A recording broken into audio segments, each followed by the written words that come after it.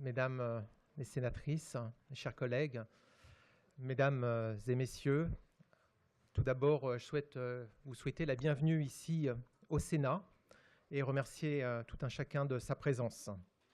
Je m'appelle Olivier Cadic, je suis sénateur représentant les Français établis hors de France. J'ai l'honneur et l'avantage de co-présider ce colloque avec le ministre Arthur Nazarian, ministre de l'Énergie et de l'Eau au Liban, qui me fait donc l'honneur de co-présider avec moi ce colloque.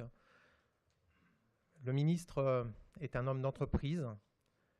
C'est quelqu'un qui a réussi dans les affaires, qui a une formidable réputation de droiture, d'intégrité. Et je voulais lui dire, c'est vraiment un extraordinaire honneur qu'il me fait d'avoir accepté d'organiser ce colloque à mes côtés. Je vous remercie beaucoup. Je suis ici avec Sophie Oconnier, gouverneure mondiale de l'eau. Il y aura, je ne vais pas présenter tous les participants à ces tables, puisque les représentants, les présidents de chaque table ronde feront les présentations, mais je souhaite quand même citer les trois, commencer par les remercier et remercier ceux qui organisent les trois tables rondes. Le ministre Shadad Attili, ministre palestinien chargé des négociations sur l'eau, qui présidera la 3e session pour la sécurité d'approvisionnement. Le ministre Serge Lepelletier, ancien ministre de l'écologie et du développement durable du gouvernement Raffarin, qui est un ancien sénateur. Bonjour, ravi, désolé de ne pas avoir été là quand vous êtes arrivé. Merci d'être venu. Il présidera la 2e session, les outils technologiques, innovation pour l'adaptation. Pierre Roussel, le président de l'Office international de l'eau, qui présidera la session numéro 1, intitulée « Territoire pour l'adaptation ». Mais je ne voudrais pas commencer ce colloque sans citer mes collègues qui me font l'amitié de venir ici, à commencer par Christiane Kamerman, qui est la vice-présidente du groupe d'amitié France-Liban, qui est élue au départ par les Français du Liban et qui Jordanie Syrie, oui, c'est vrai, tu as raison. Joël Garriot-Mellam et Jackie Doromédi qui sont présentes ici et donc qui sont avec moi, avec Christiane Kamerman, les sénateurs des Français représentant les Français établis hors de France, et je les remercie de nous faire l'amitié d'être présents. Un petit mot d'excuse pour Bariza Chiari, président du groupe d'amitié France-Liban, qui malheureusement, du fait d'un décès, a été retenu et ne pouvait pas nous recevoir le ministre. Je ne peux pas non plus démarrer ce colloque sans dire un mot à l'attention du docteur Fadi Georges Comer, directeur général des ressources hydrauliques et électriques au ministère du Liban et président d'honneur du réseau méditerranéen des organismes de bassin, parce que c'est quand même lui qui a imaginé et rendu possible cet événement, qui marquera également le lancement du livre édité par l'UNESCO intitulé « Science, Diplomacy and Transboundary Water Management, the Orontes River Case ». Alors, pourquoi organiser ce colloque intitulé « Hydrodiplomatie et changement climatique pour la paix au Moyen-Orient ». Lors de mon déplacement au Liban en février dernier, Patricia Elias Mida, représentante locale de l'UDI, avait organisé cette visite au ministère de l'Énergie et de l'Eau. C'est ainsi que j'ai rencontré le ministre Nazarian et Fadi Comer. Nous avions parlé à l'époque du Centre d'information et formation au métier de l'eau, initié lors de la visite du ministre Jean-Louis Borloo au Liban en 2007. Il savait que c'était un sujet qui me tenait à cœur et on a regardé ensemble comment soutenir, il m'a demandé de l'aider à soutenir cette démarche. Mais à cette occasion, le docteur Fadi Comer m'a sensibilisé au concept d'hydrodiplomatie dont il est l'auteur, c'est-à-dire un partage équitable des ressources en eau pour assurer la paix au Proche-Orient. Vous le savez, l'eau est au cœur des préoccupations diplomatiques des différents gouvernements du Liban, de la Syrie, de la Jordanie, de la Palestine, d'Israël, de l'Égypte, de la Turquie. Cette ressource naturelle, et notamment les principaux fleuves, le Jourdain, l'Oronte, le Nahr el-Kébir, le Tigre, l'Euphrate et le Nil, sont autant d'enjeux transfrontaliers et donc interétatiques. Si le partage des ressources est inéquitable, si la qualité de l'eau se dégrade, alors les conflits éclateront. Comment assurer l'accès à une eau de qualité et en quantité suffisante aux populations? Comment éloigner le spectre de la guerre de l'eau de la rive sud-est méditerranéenne en incitant les gouvernements à adopter une politique participative en matière de gestion des ressources hydrauliques? Ce colloque souhaite contribuer à cerner les défis et à apporter des éléments de réponse aux questions que les citoyens du Moyen-Orient se posent continuellement. Fadi Comer m'a dit que le Sénat serait le lieu rêvé pour organiser un colloque sur l'hydrodiplomatie et le changement climatique pour la paix au Moyen-Orient à la veille de l'ouverture de la COP21. Ceux qui vivent sont ceux qui luttent, disait Victor Hugo. Les participants à ce colloque sont des combattants de la paix. Ils réfléchissent et agissent depuis toujours pour que la ressource naturelle indispensable à la vie soit accessible à chacun. Ils viennent du Liban, de Palestine, des États-Unis, d'Italie, de Grèce, de France, bien sûr. Je souhaite les remercier d'avoir bien voulu venir aujourd'hui partager leur expertise et confronter leurs réflexions. Avant de laisser la parole au ministre Arthur Nazarian, j'ai le plaisir de vous présenter Sophie Okonye, qui va me succéder. Brillamment réélue gouverneur au Conseil mondial de l'eau il y a quelques jours, avec 75% des voix, excusez du peu. Sophie est également coprésidente du Cercle français de l'eau et vice-présidente du Comité national de l'eau. Pour être complet, j'ajoute qu'elle a été membre du Parlement européen jusqu'en 2014 et que nous avons ensemble fait partie des cofondateurs de l'UDI aux côtés de Jean-Louis Borloo. Sophie est l'auteur d'une brillante citation « La femme est l'avenir de l'eau ». Alors elle vous dira pourquoi. Sophie, c'est à toi. Merci.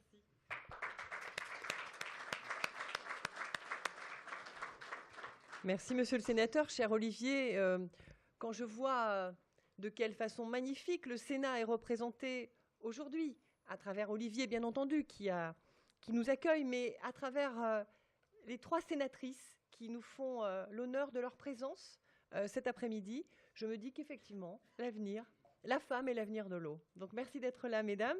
Je vais continuer mes salutations en vous remerciant, monsieur le ministre, de passer ce temps d'échange avec nous. Nous avons une salle complète, une salle à côté d'écoute également occupée. C'est vous dire combien l'hydrodiplomatie et l'eau et la paix au Moyen-Orient sont des sujets qui nous intéressent tous, nous, dans la communauté internationale et particulièrement ici en France. Je voudrais saluer chacune des personnes présentes en leur qualité et notamment monsieur le ministre Serge Lepelletier, qui est une personne dont j'essaie de suivre modestement les traces, qui sont pour moi un modèle. Merci d'être là, Serge. Et puis Jacques Oudin, qui a été sénateur de très longues années, pendant de très beaux mandats au cours desquels il a porté la cause de l'eau.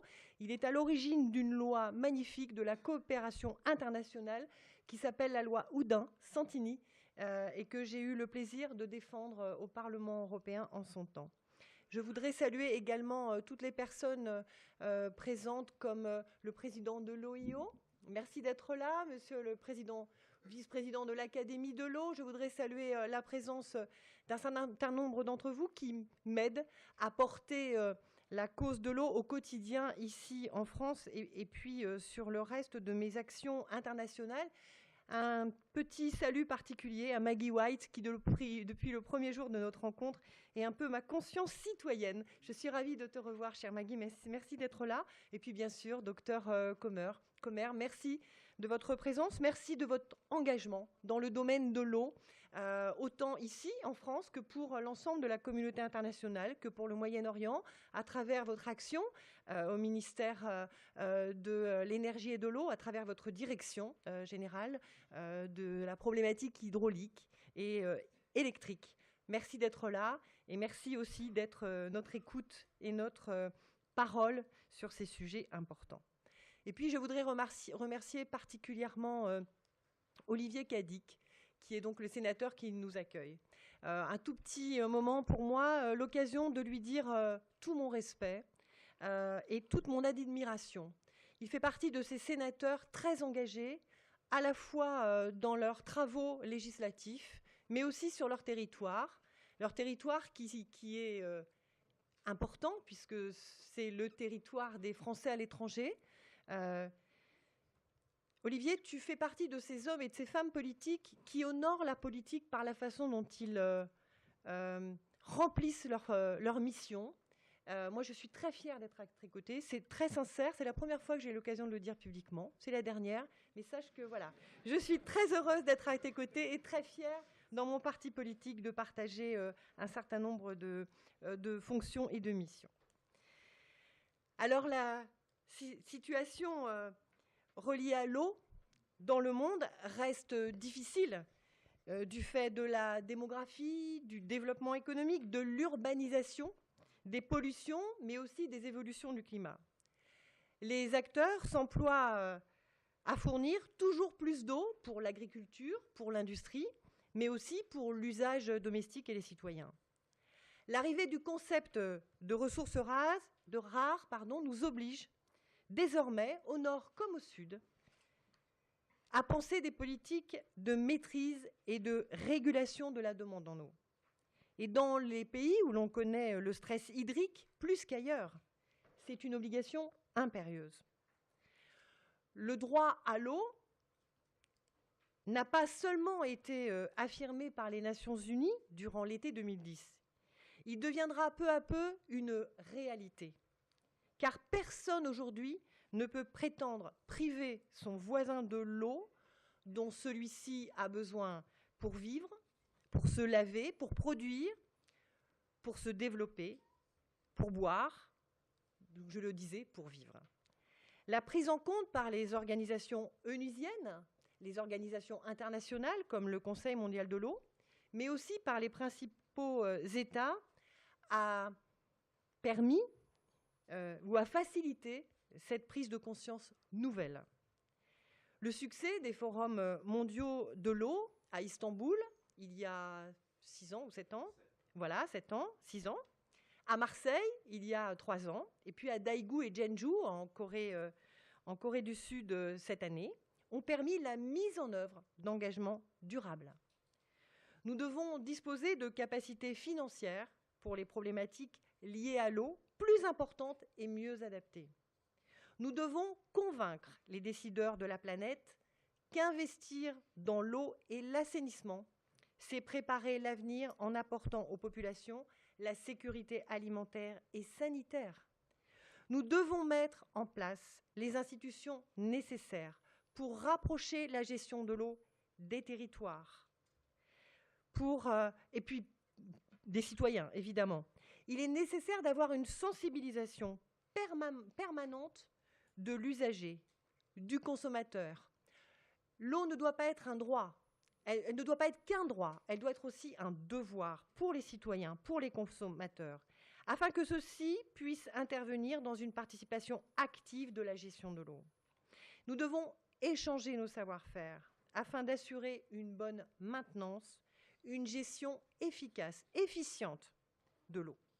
Dès lors, une véritable hydrodiplomatie internationale et régionale peut et doit être mise en place pour contribuer à une réflexion et une action plus collective sur l'utilisation et la protection des grandes masses d'eau continentales et sur la disponibilité des sources d'énergie nécessaires à l'eau, autant que sur les financements innovants à mettre en place pour les plus pauvres. L'eau, nous le savons tous, est au cœur des tensions diplomatiques actuelles dans de nombreuses régions du monde, et notamment au Moyen-Orient. De nombreuses autorités et acteurs interpellent la communauté internationale depuis le Liban, depuis la Syrie, la Jordanie, la Palestine, tu l'as dit, cher Olivier, depuis Israël, depuis l'Égypte et depuis la Turquie. Ces régions sont confrontées à l'aridité et au stress hydrique. On peut alors craindre des scénarios de crise reliés aux questions de défense et de sécurité. conflits d'usage pour l'eau, conflits régionaux et transfrontaliers. Nous savons tous que 2/3 des fleuves dans le monde sont transfrontaliers. Transfert massif de population, insécurité et état de guerre. Nous devons non seulement trouver un partage équitable entre l'eau, les hommes et les femmes, et les territoires, mais aussi avec la nature, afin de respecter la biodiversité. La pérennité de la ressource eau passe par une coopération locale, régionale et internationale, mon cher Jacques Oudin. Les textes actuels, comme les conventions des Nations Unies de 1997 et l'UNECE, doivent être un grand point de départ vers de plus grandes coopérations, avec de plus grandes ambitions. L'eau est souvent vue comme une source de conflit. Elle peut devenir un facteur de dialogue et de stabilité, nous en sommes tous convaincus. Pour cela, les décideurs et l'ensemble des acteurs doivent être actifs dans la mise en œuvre d'une réelle hydrodiplomatie du plus haut niveau, Monsieur le Ministre, de décision, mais également au niveau des territoires et des populations. Le Conseil mondial de l'eau, dont j'ai le grand honneur de faire partie, s'est saisi de cette question depuis plusieurs années.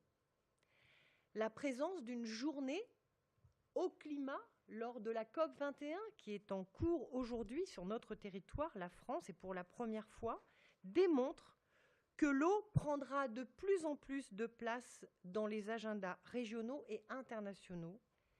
Et cela est plus que nécessaire et plus qu'urgent. Là où il y a des règlements climatiques, il y a des règlements aquatiques.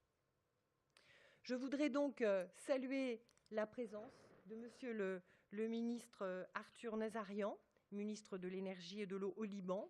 Je voudrais saluer l'initiative du docteur Commerce, cher Fadi, avec le sénateur Cadic, cher Olivier, de ce moment d'échange.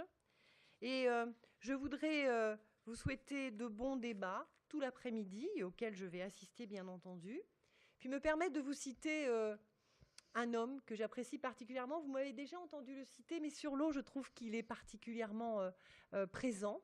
C'est Saint-Exupéry. Saint-Exupéry a dit « La pierre n'a pas d'autre ambition que d'être pierre. Mais à collaborer, elle s'assemble et devient temple.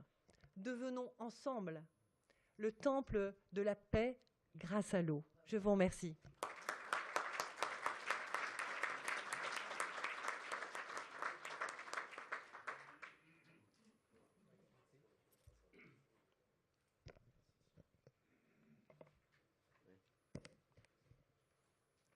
En anglais.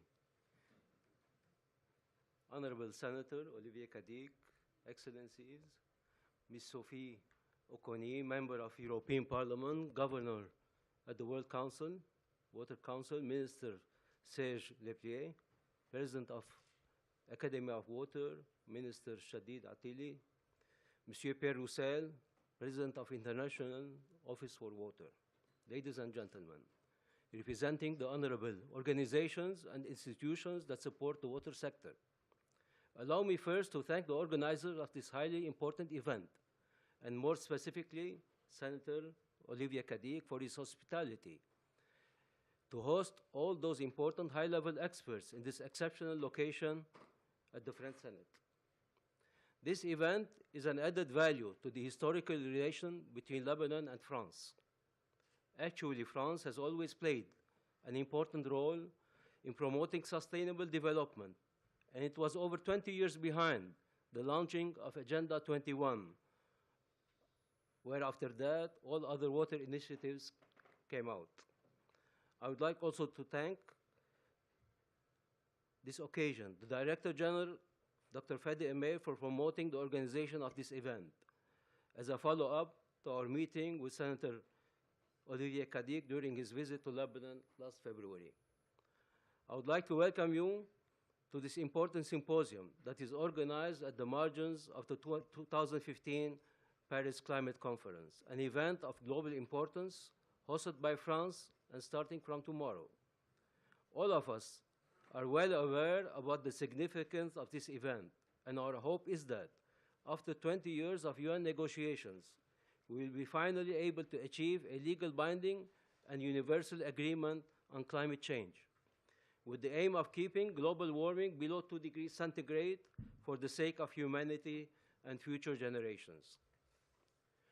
Climate change is one of the crucial issues related to the water resources management in the Middle East that we will tackle during the symposium, with particular emphasis on hydrodiplomacy, impacts, and related efforts needed. I'm sure that your collaboration will be essential for identifying approaches and best practices to improve the current situation and hopefully ensure to future generations enough water of good quality while also ensuring water culture towards peace in this region. In fact, as you surely know, the Middle East, once the cradle of humanity and of flourishing civilizations, is today affected by the scarcity of water resources as a consequence of a growing population with increased needs for this resource, climate change impacts, a fragmented and unintegrated management of this resource in some countries. The result is an increased water demand against a limited availability and supply, aggravated by deteriorating quality due to pollution. In addition to the tensions inside countries due to the scarcity and competition between water sectors, water also is a source of transboundary tensions, particularly with respect to major rivers, the Jordan, the Orontes, Nahr al-Kabir, the Tigris, Euphrates, and the Nile. Consequences of this situation, in combination with geopolitical issues in the Middle East region, including migration flows due to conflicts such as the refugee Syrian problem, emergency in Lebanon, with the related pressure on water and energy resources that the country is trying to cope with, could become dramatic.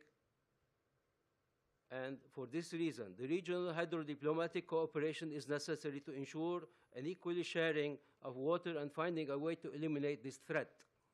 Actually, Lebanon also is providing the education and health care for the Syrian refugees, who are estimated now over 1.5 million, without concrete help from the international community. The application of international law, such as the UN 1997 Convention and UNECE Convention, in combination with appropriate participatory governance and state-of-the-art science and technology, could reverse the situation in favor of regional cooperation and facilitate the establishment of permanent hydrodiplomacy relations among the riparian countries. The European Union and the Union for the Mediterranean, UFM, as well as countries like France and Italy, have played a major role in addressing the conflicts in the international basins of the Middle East and mostly in the Hasbani and Wazani rivers, the upstream boundaries of the tributaries of the Jordanian River Basin. The objective was to find solutions to these conflicts by employing appropriate methods of governance, as well as technological tools which could facilitate decision-making by the politicians of the region. It is in this framework that two important projects have been financed and launched by France and Italy, respectively, towards this direction. The study launched by France in support to the first project launched by the UFM, which is to establish the Regional Center for Information and Training for Water Profession, CIFME. The feasibility study was financed by AFD and implemented by International Office for Water, and we are grateful to the Senator Olivier Cadic for supporting this project through the French Ministry of Finance. The project regarding the Orontes Basin, initiated by the Italian cooperation and implemented by the Lebanese Ministry of Energy and Water, such as governance, the delineation of the watershed between Lebanon, Syria, and Turkey, the application of technological tools, and also modes of appropriate management lead to the creation of regional basin organizations, RBO, in accordance of the recommendations of INBO-MEMBO. This study, implemented very successfully by the General Director of Hydraulic and Electricity Resources, which has aroused the interest of UNESCO, allowed the publication of a book entitled Science, Diplomacy, and Transboundary Water Management, the Orontes River Cases, edited by the key organizations who participated in this research, namely MENBO and GWP Med, the University of Texas in Austin, and University of Milan, as well as the University of Insubria. This UNESCO publication on hydrodiplomacy, which is officially launched today and applied in the case of Orontes, proposes important and reliable tools in formulating agreements and treaties between nations, which could be also applied to other basins in this region, such as Jordan, Tigris, Euphrates, and the Nile. Hydropolitical analysis presented in this book has driven us to diagnose the situation of transboundary river basins and propose new approaches in identifying solutions of eventual conflicts. I also would like to stress once again on the urgency to act against one of the most dangerous human-driven causes threatening the life of all living beings on our planet, namely climate change. We strongly support the objective of COP21, hosted in Paris in the coming days, for the sake of keeping our planet a safe place to live for all humans, for ecosystems and nature, all of which depend on water resources of adequate quality and quantity. This is also part of our engagement as Lebanon in our ministry, in particular in support of the post-millennium development goals, and particularly sustainable development goals related to water resources. I would like to conclude by thanking all of you in advance for your commitment to this common cause and providing valuable contribution both during the symposium and hopefully through the practical actions for following up this event and its recommendations, which should be published through appropriate channels, and why not in INBO MENBO. Now the floor is to high-level experts, participants who start the work of symposium, and we would be back with you for the end of the event for disclosing and recommendations. Thank you. Thank you very much.